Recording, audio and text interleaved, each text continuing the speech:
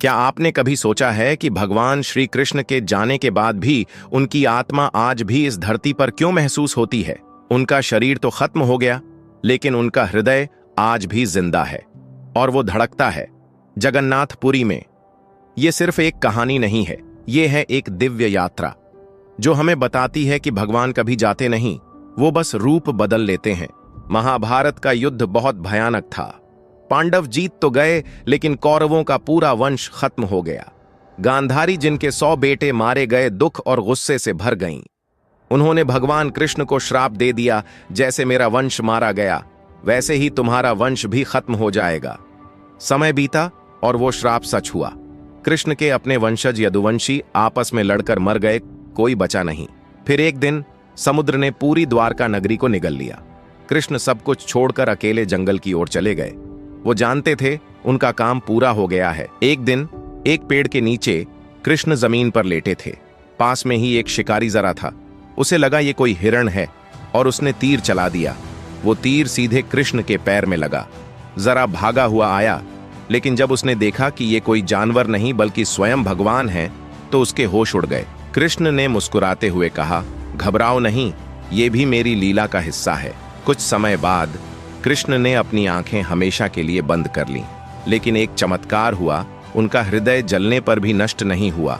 वर्षों बाद एक आदिवासी राजा बिस्वा बसु को एक गुफा में वो दिव्य हृदय मिला। उसे तुरंत समझ आ गया कि ये कोई साधारण चीज नहीं है। उसने उस हृदय को भगवान के रूप में पूजना शुरू कर दिया। उसने उस मूर्ति को नील माधव कहा और ये पूजा सिर्फ उसके कबीले में होती थी, छिपकर, चुपचाप। ये रहस्य सालों तक बाहर की दुनिया से छुपा रहा, लेकिन भगवान को तो हर भक्त तक पहुंचना होता है। जगन्नाथपुरी की कथा में राजा इंद्रद्युम्न एक महत्वपूर्ण पात्र हैं। पौराणिक मान्यताओं के अनुसार वे मालवा देश के शासक थे और भगवान विष्णु के परम भक्त थे। उन्हें स्वप्न में भगवान विष्णु ने दर्शन दिए। उन्होंने कहा, तुम्हें पुरी के समुद्र तट पर एक दिव्य लकड़ी का खंड मिलेगा, उससे मेरी मूर्ति बनवाओ और एक विशाल मंदिर की स्थापना करो। राजा ने ढूंढना शुरू किया, लेकिन वो लकड़ी कहीं नहीं मिली। तभी उन्हें नील माधव के बारे में पता चला, वो रहस्यमय मूर्ति जिसे आदिवासी राजा बिस्वा बसु गुप्त रूप से पूजते थे। राजा ने समुद्र से नील माधव को निकालने का प्रयास किया, लेकिन असफल रहे। तभी समुद्र से एक दिव्य लकड़ी प्रकट हुई। एक रहस्यमय बूढ़ा बढ़ई जो विश्वकर्मा का अवतार था आया और बोला, मैं मूर्ति बनाऊंगा, लेकिन 21 दिन तक कमरा बंद रहेगा। बढ़ई कमरे में काम करता है, लेकिन 7वें दिन राजा की उत्सुकता हावी हो जाती है। वह दरवाजा खोल देता है, अंदर मूर्तियां अधूरी हैं। बढ़ई गायब।